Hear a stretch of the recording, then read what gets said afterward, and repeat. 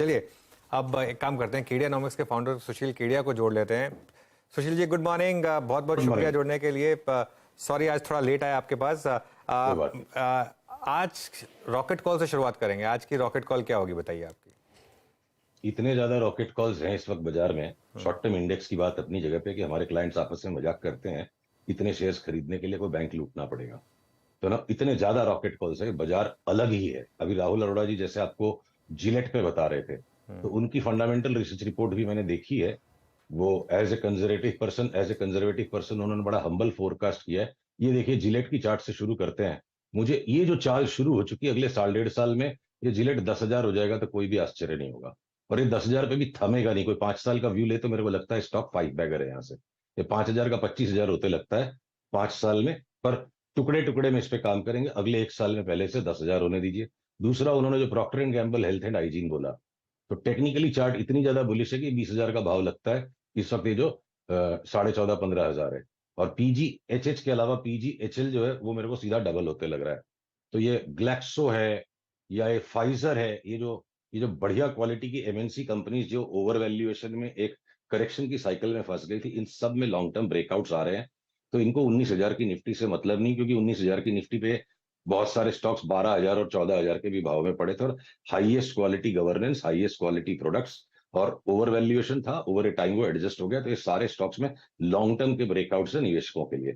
और अब आ जाते हैं हमारे यूजुअल शॉर्ट टर्म प्लेस पे। तो देखिए, जैसे बॉम्बे डाइंग की आपको चार्ट मैंने अप्रैल के महीने में भी 50 में हमने बात की थी 150 हो जाएगा, और फिर 80 में भी उसको रीएम्फसाइज किया। लास्ट 3-4 दिन की जो प्रॉफिट टेकिंग आई है ना, उसके बावजूद भी अनुज यहां से लगता नहीं कि इसको बेच देने का मतलब है, और लेने का जी कर रहा है। और देखिए, आज जैसे थोड़ा ग्रीन टिक आना शुरू हो गया, तो इंट्राडे में जब भी इसके अंदर आ गया रिवर्सल ब्रेकआउट, बॉम्बे डाइंग वापस बाई हो गया। अब अगला पड़ाव इसका 140 लगता है। तो बॉम्बे डाइंग की तर्ज पे, उसी की तरह से अब ये जो साथ में और जो रियल एस्टेट के कुछ स्टॉक्स भागेंगे। सनटेक में आप देखो वीकली चार्ट के ऊपर जिस तरह का मैसिव ब्रेकआउट ही आया है, हमें लगता है सनटेक 10-20 रुपए की परवाह नहीं करनी चाहिए। उतना ही पोजीशन बनाओ कि 10-20 रुपए के झटके में आपको स्टॉप लॉस नहीं लेना पड़े। तो ये 700, 750 उसके ऊपर भी कहीं तक जा सकता है। रखना पड़ेगा 6 महीने स्टॉक। और India bulls reality on the same flavour. तो इंडिया बुल्स रियलिटी में भी जो ब्रेकआउट्स बन रहे हैं, एक अगला अगला पड़ाव खाली बचा है 66-67 का। 67 के ऊपर गया तो 90 जाएगा। और मुझे लगता है कोई 2 साल इसको उठा के बैठ जाएगा तो उसका भाव 200 रुपए हो जाएगा। तो रियल एस्टेट में एक तरफ अगर ये स्टॉक्स इस तरह से भाग रहे हैं, तो दूसरी तरफ आपके हो सकता है हम ओबरॉय रियलिटी में शॉर्ट भी कर दें सिग्नल आने पर। हो सकता है हम डीएलएफ में शॉर्ट भी कर दें। तो with in the sectors rotation काफी हैं। और अडानी ग्रुप के मेरे को सारे स्टॉक्स अब अच्छे खासे भागते लग रहे हैं।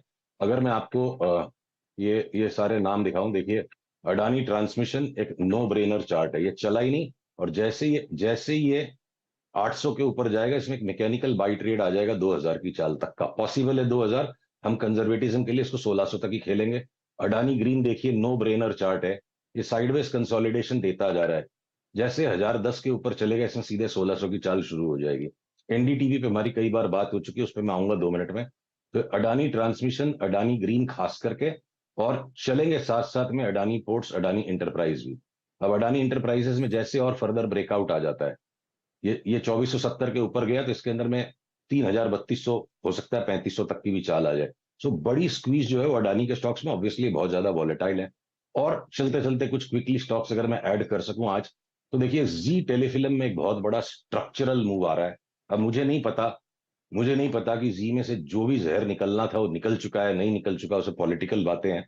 बट प्योर चार्ट की नजर से अगर आप देखो इसको, तो ये देखिए 2020 के लो से यहां तक जो था, ये large long term A B C wave था, और ये बी वेव हो गया। जिस तरह की रॉकेट मूव 160 से 380 तक आई थी 2021 में, सिमिलर नेचर की एक मूव मुझे 440 तक जाने की पूरी संभावना दिखती है। स्टॉप लॉस रखना पड़ेगा। तो 188-90 के स्टॉप लॉस से भी 202 का भाव है। हर पुल बैक में इसको लिया जाए, और उतना ही काम कीजिए जितनी आप डिलीवरी संभाल सको। भले फ्यूचर्स में बहुत ज्यादा वॉलेटाइल है स्टॉक।